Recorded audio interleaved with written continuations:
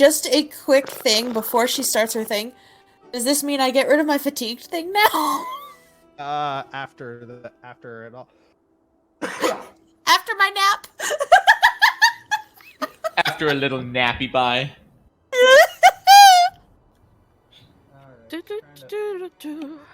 I tell you though, anytime I take a nap, I wake up more exhausted than I was before, so... I feel that. Alright. So... now we shall...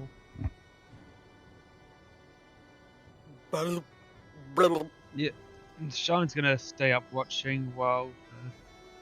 Yep, Sean's just gonna stay over here.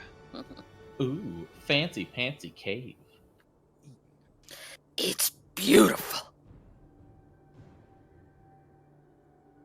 All right, so you head out. So yeah, you head out into this cave, and Shine's walking out, and I discovered the weather blocker module, and it seems to be working perfectly. I told you about this freaking module. He's not quite walking out. He's just like staying on the edge there. Yeah. Oh yeah. Obviously, but Okay.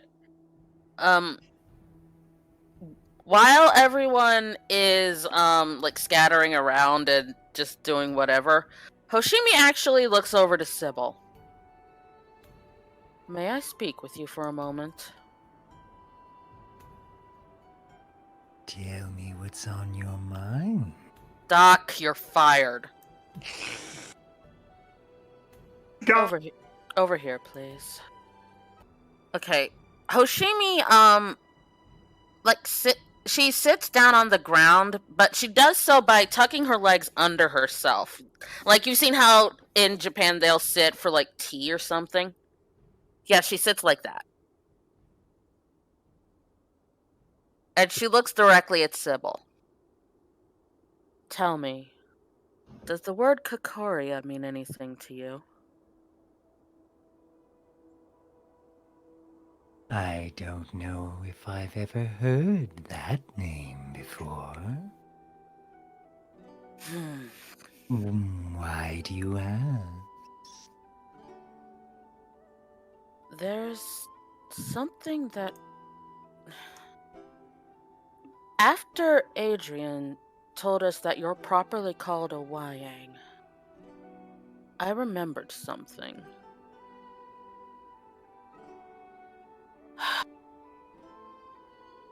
There are... okay.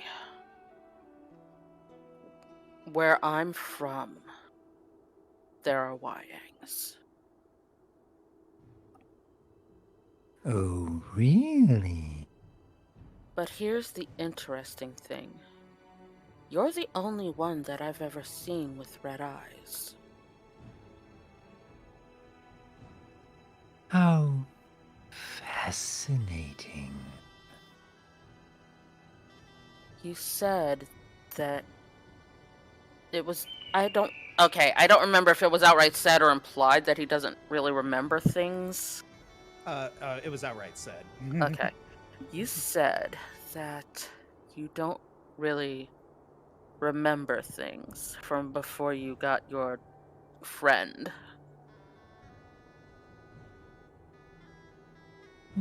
That's mostly true.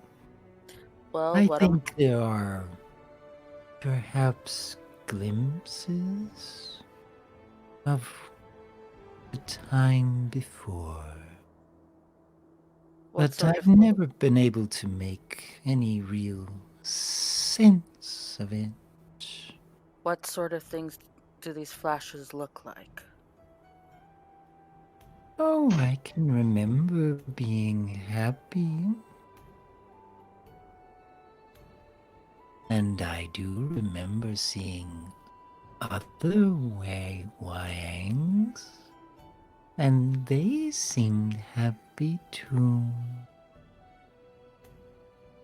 Do you remember what the area looked like? Can you describe the surroundings at all?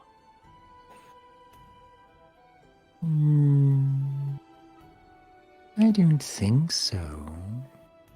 Hmm. Sorry.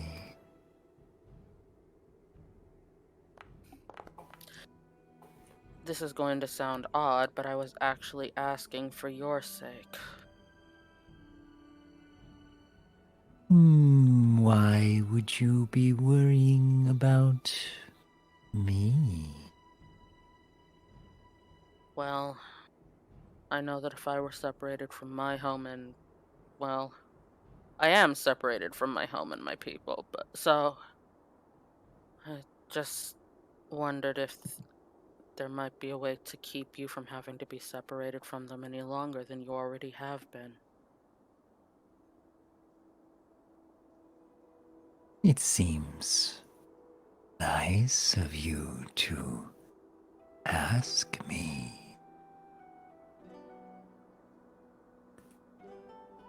But I don't suppose that would really help your feelings on your home.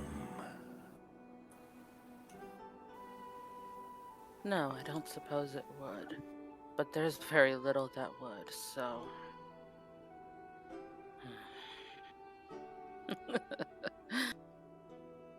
Kadir loves to give me a hard time about things that I've done, but I still try to not be an awful person, so maybe I was just trying to do something nice for someone.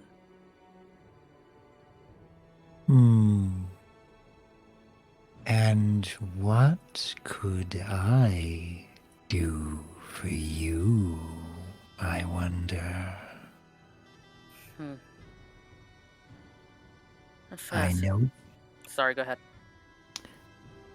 I noticed earlier that you seem to have been afraid of a few things. Just a few things. Such as? Oh, I think I remember when Boulder first made himself known. Okay, that was more of a what is happening sort of reaction.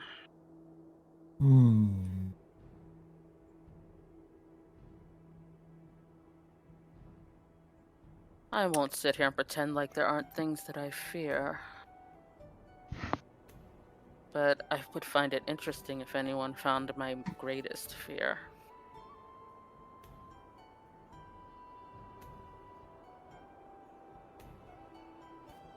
Would you ever want to overcome your greatest fear? I don't think this is one that can be overcome. And before you attempt to ask, no, you don't get to know what it is. Oh, it's all right.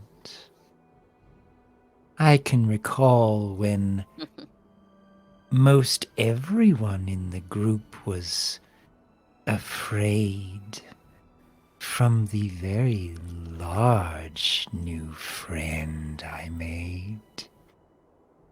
Hoshimi's. Sorry, go ahead. I do remember that when he discovered a new fear, he actually considered my offer of helping him with it.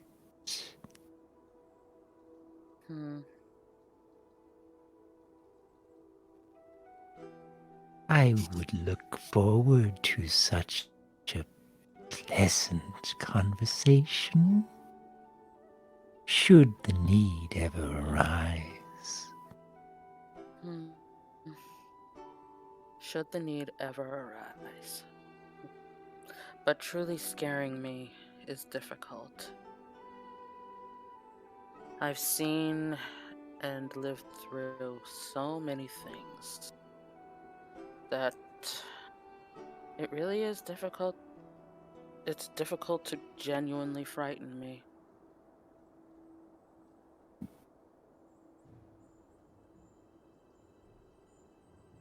Did you feel the same when you first met me and my little friend. To be perfectly honest, all I thought is the same thing I think now. That you're odd. Hmm.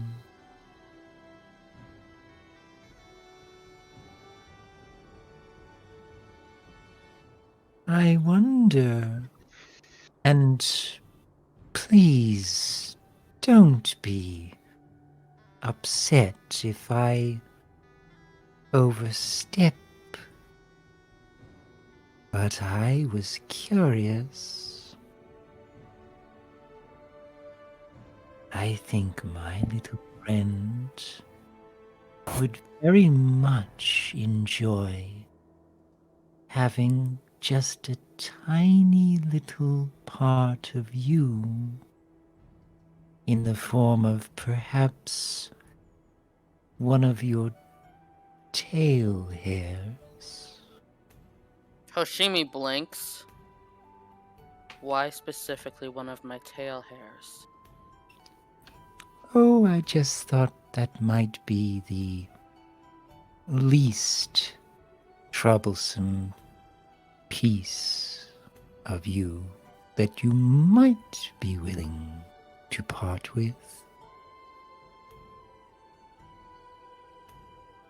You do know that attempting to touch a kitsune's tail will incur our wrath and our curse, do you not?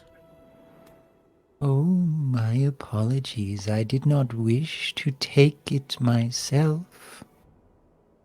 I only thought if you would be willing to give of a single hair. But if that is too much to ask... Hold a moment. I don't think you've asked this of anyone else. So why me?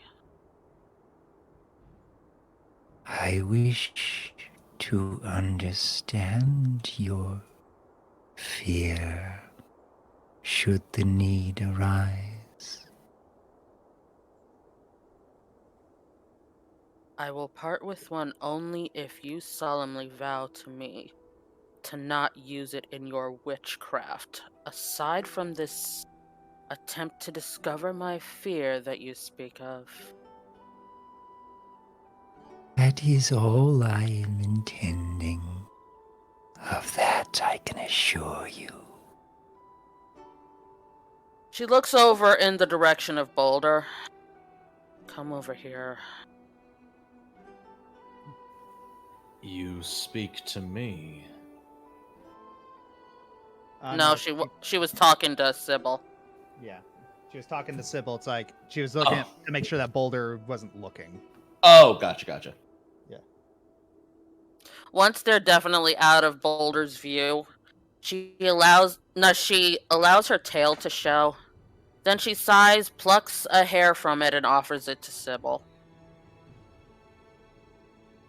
My most humble appreciation for your trust.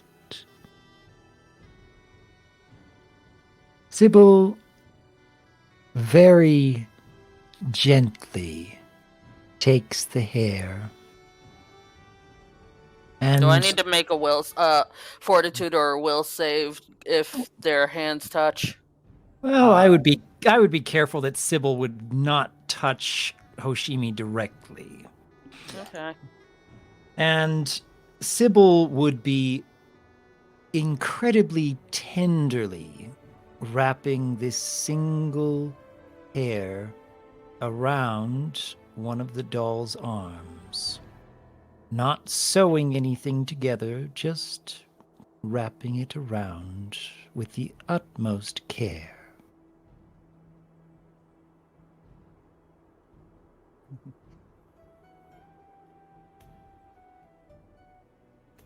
I don't know what it is you intend to find out about my fears. But enjoy yourself, Sybil. And your friend as well. All right. Fascinating. So I'm guessing while Sybil is going to be doing his thing, should we move on to Adrian and Boulder? Yep. By all means. All right. That was Please an- tell me a story. I was not expecting that to turn out the way it did, but it'll be interesting. I just want to say, I adore Sybil so much. So does Oh my everybody else. word. He's so awesome. Everybody wants a scene with him. This is why I want him talking more. You see why I was complaining earlier. No offense. Didn't mean to be that harsh.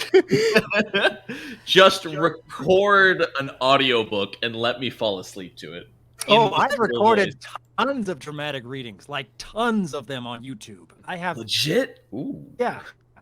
There are so many stories I've recorded over the years, and most of them have to do with My Little Pony, of course, but not all of them.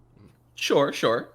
He's like, I love everybody in this campaign, but he's literally my favorite character. Yes. Incredible. Yeah. Okay, so anyways, continuing on with Boulder and Adrian, Adrian was about to give a history lesson. Yeah, do it. Adrian pulls out his notes about Netheri's history. Just history just fascinates me. I always wanted to learn about, past, like the past and how we can learn from it. One of the classic one. In fact, I'm not sure if you remember this, but history almost repeated itself. Did repeat itself. And he breaks out the story of Karsus's folly.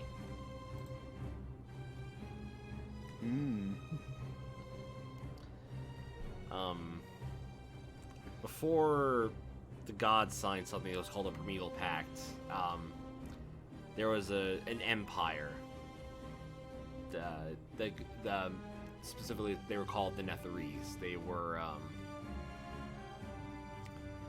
They were like very powerful magic users, almost like more advanced than what we have today, in a sense. But there were those who feasted on the magic. They were called the Lolan. And These beings consumed magic. like moth to a flame. Boulder just nods and continues listening. The Archmage of the Netherese Empire, he went by the name of Karsus. Spent about 10 years or so trying to get rid of these creatures. So he developed this overly complicated spell that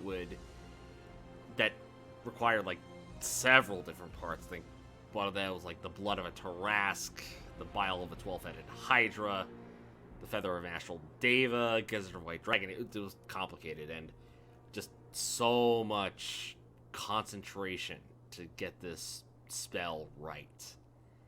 And with it, he would have had the ability to replace a deity, replace a god. And he did so. He set his sights on the goddess of magic, Mistra. By doing so, by casting the spell, he usurped her. And how has this affected you? Why do you spend your time studying such things? Because about 181 years ago, my father experienced Karsus's Folly Part 2. See, there were these group of misguided people who felt like they were wrongly punished for serving a particular god, but not without lack of trying. One leader stood up, helped they came along with my father to help another leader by the name of Jaminia get out of hell, and one of our tasks was to free these creatures from Lolth. And we did, but in doing so, it led to a drow uprising, and my father and the group pieced together that he was going to do this again. And unfortunately for Karsus,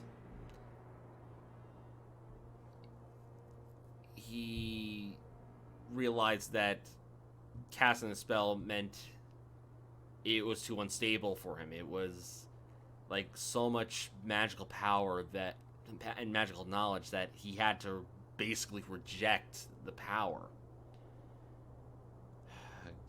And the leader 881 years ago took a shortcut, and it backfired horribly. I study history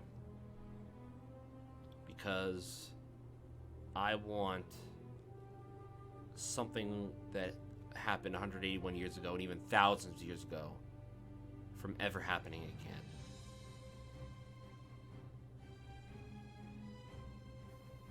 You learn to prevent repeated mistakes. It is admirable. And what do you want beyond simply preventing mistakes? What do you want with this knowledge? You see Adrian look down at his hip where not sure if Boulder can see this, but there's something that's on his hilt, but he can't really see it. Not really sure if Boulder can see this, but he can't really see it. But for the audience's sake. To make someone proud that he learned from the mistakes of the past. I understand that sentiment. There's someone I too wish to make proud. We can only do our best and hope it is enough. Who's that person? I wish I had a name. But one such as myself is not simply born. We are made. And I just hope to live up to the expectations of my maker. You have no idea how similar we are. Flesh to stone, stone to flesh. I was going somewhere with this, but I have no idea where it was.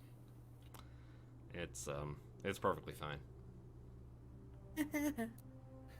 I appreciate you sharing your drive, your passion.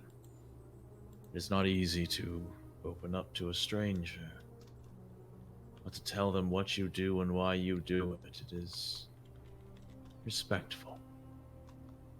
Thank you. He nods and walks back.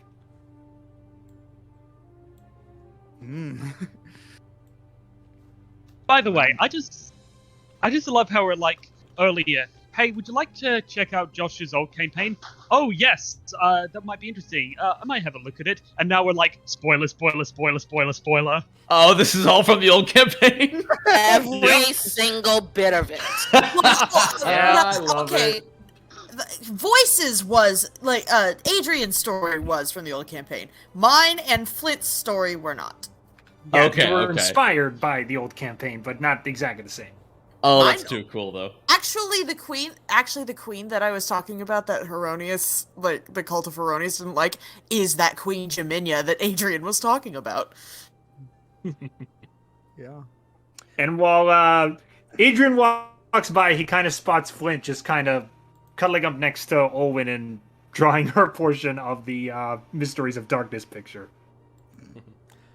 Mysteries from Darkness. From Darkness, yeah. Two things. Well, three things, sorry. 12! Okay, so 7. As you're just kind of sniffling and face planting, you see something glint right here. Shiny? 7 suddenly gets up, and 7, what's wrong? she doesn't say anything, but she immediately goes over. 7? Hoshimi's following her. Seeing where they're going, I'm following right behind. Not too far, though. Come on, move. What's going on? DM, do I recognize what it is?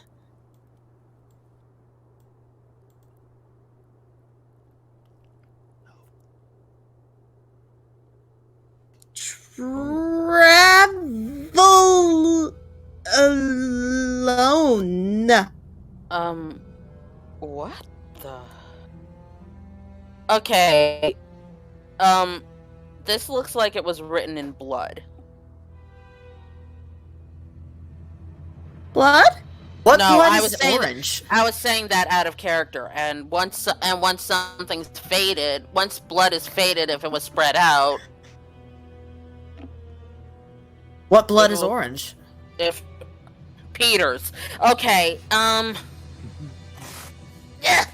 Can I like smell it to see if this is ink or blood? You can smell it. Is that a perception? No, you can just go up to smell it, and yeah, it smells like ink. It's not blood. Okay, I was wrong. I'm actually quite glad to be wrong. Okay, Hoshimi picks it up. Okay, paper doesn't glint. What was the glint that she saw? The inkwell. Okay. Okay, Hoshimi picks it up. Is everything What? alright? What is? Ah! Don't Sorry. do that to me. Sorry. I found paper! It said travel alone. Hoshimi turns around and shows it to Adrian.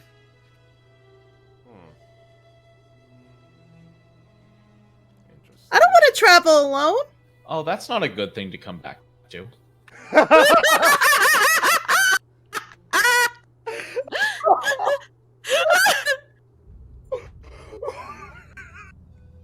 And Did you broke find the DM. anything?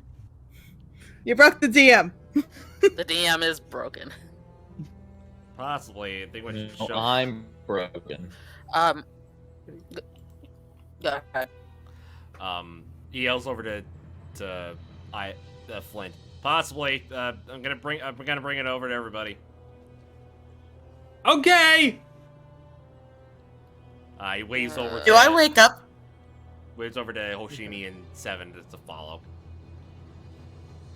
Zoo actually nudges Flint to like shut up because Owen is sleeping, but she's so fast asleep that she still doesn't wake up. Actually, I just asked, do I wake up now? Do you want to? I mean, yeah, she's a light sleeper, so that kind of noise would probably get her.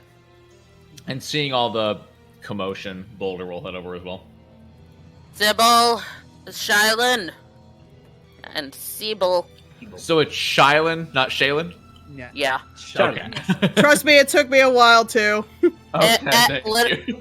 Don't even feel bad though. Literally everybody has had problems with his name. Even he himself has mispronounced it. Yes. I'm back. What have I missed? I was explaining your name. My name? Shay. Yeah, Shay. Give me a character name, bro.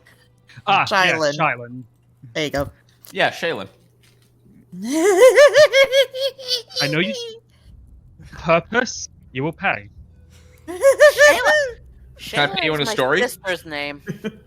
Yeah. But yes, we show the paper we show the paper to everybody, the travel alone paper. And Jim, have I seen anything like this before? new. This is disconcerting. Yeah, no kidding. We, me and Adrian might have a hint as to who wrote this. I'm Other side of the sorry. cave.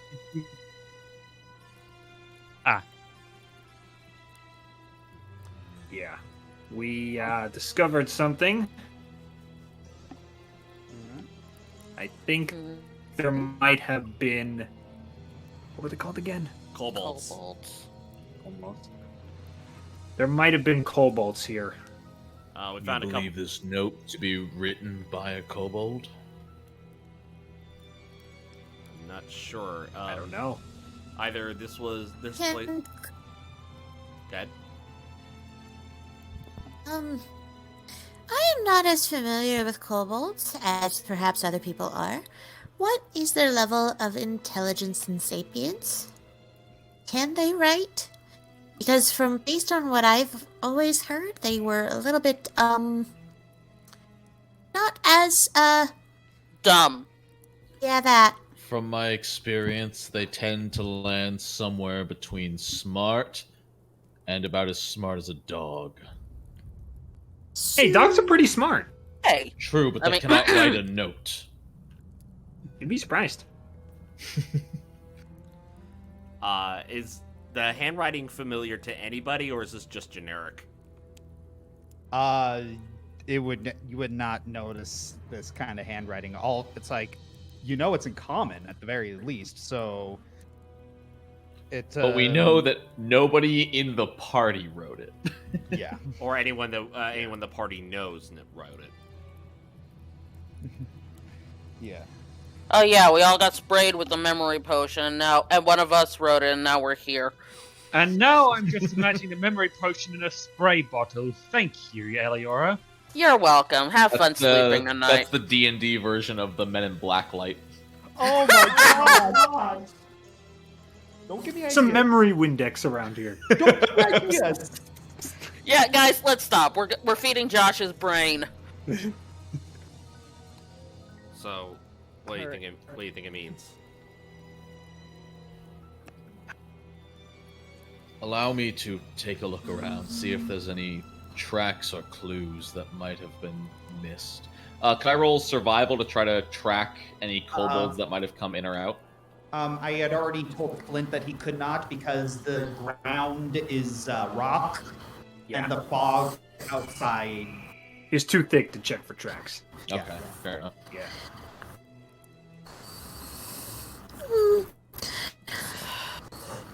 So now we've seen two signs of kobolds where people once were. I'm not. Well, we don't know liking if this the was pattern. people, though. This actually could be a kobold encampment. Would I know, GM, if this was typically kobold or travelers? Roll society plus 2. Oh, good. I'm untrained. Or nature plus 2. Oh, nature? Oh, okay. That's way better. Oh, nature, totally.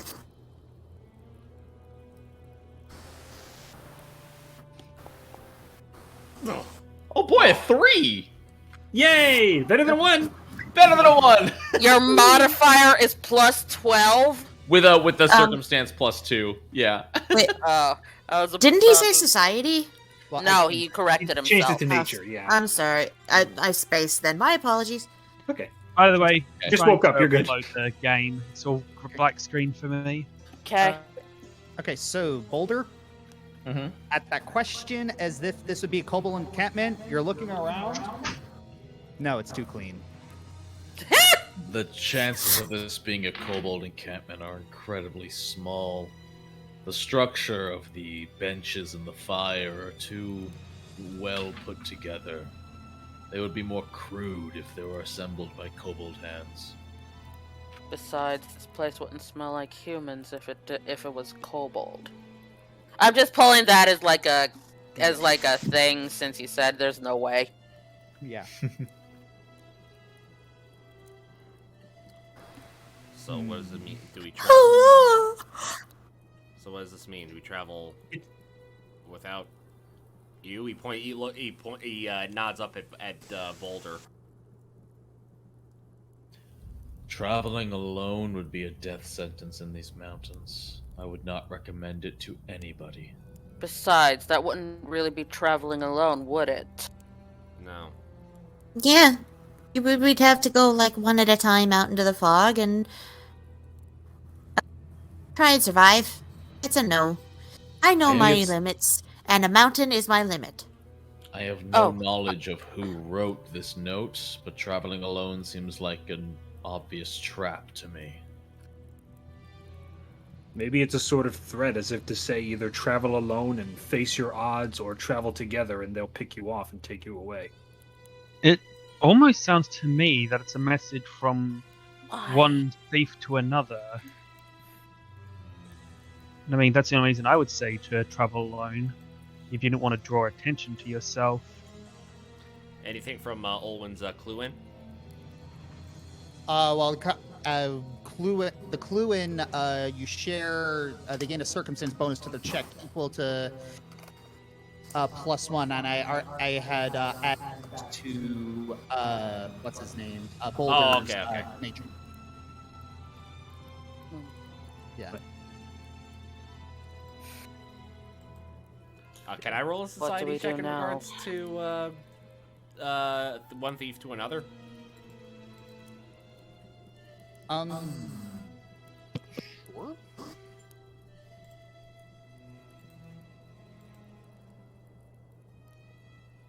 $19. Pretty good. Your dad did show you the ropes of a little bit of, like thieves can't. This does not seem like a secret message.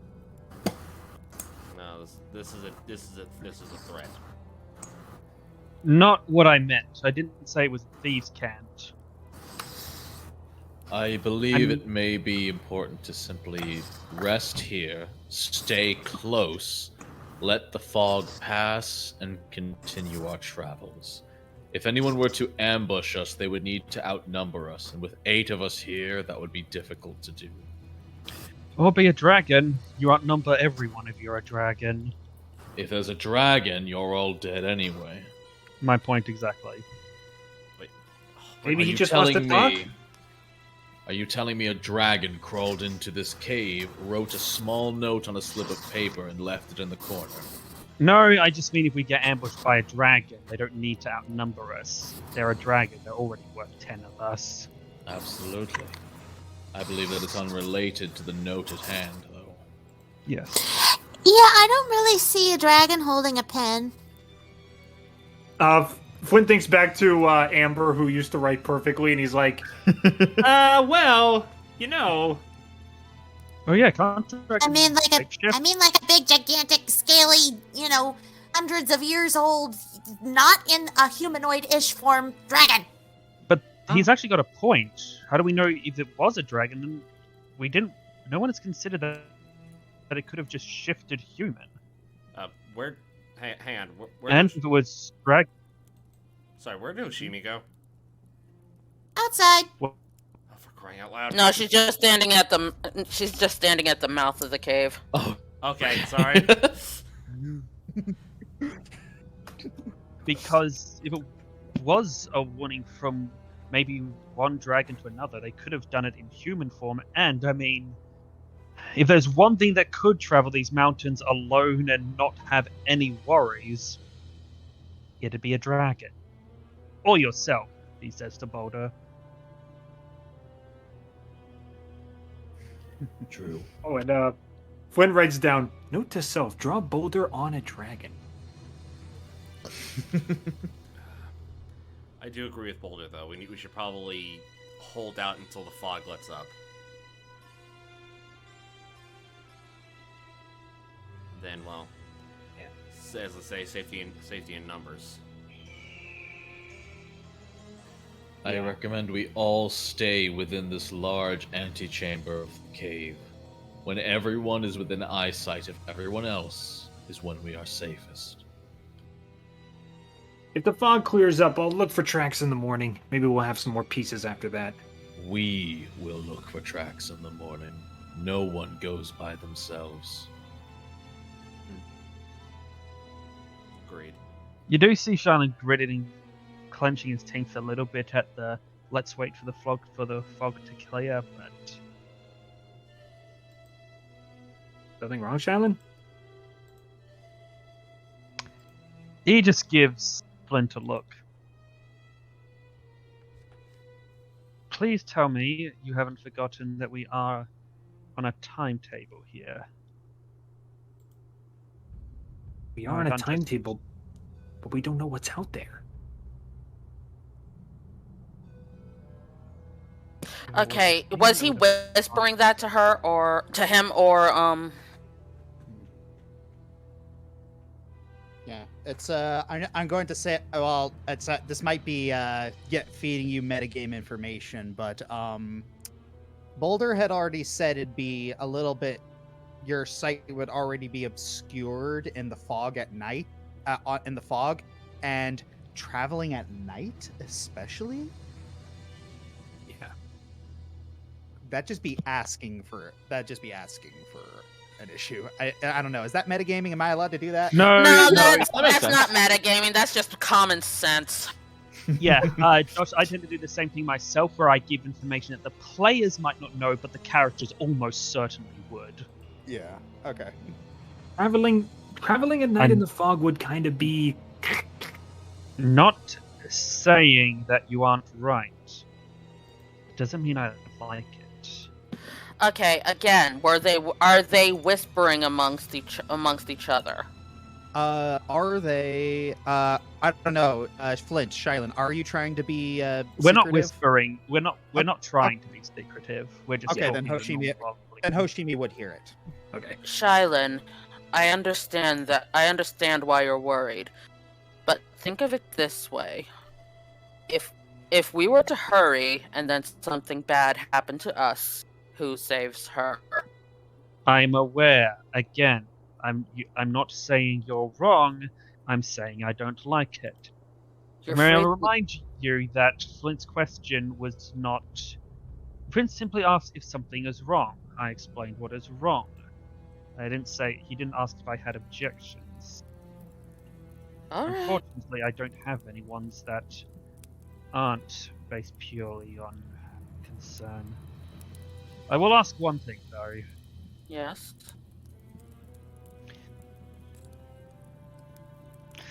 As much as I don't like it, the situation with the kobolds, if it comes up as relevant to our immediate travels, then yes, by all means we should look into it. But otherwise, we already have someone we know is in danger, and if we go around investigating every mystery, every problem in every town we come into, by the time we get to her, she might already have her head on a pike.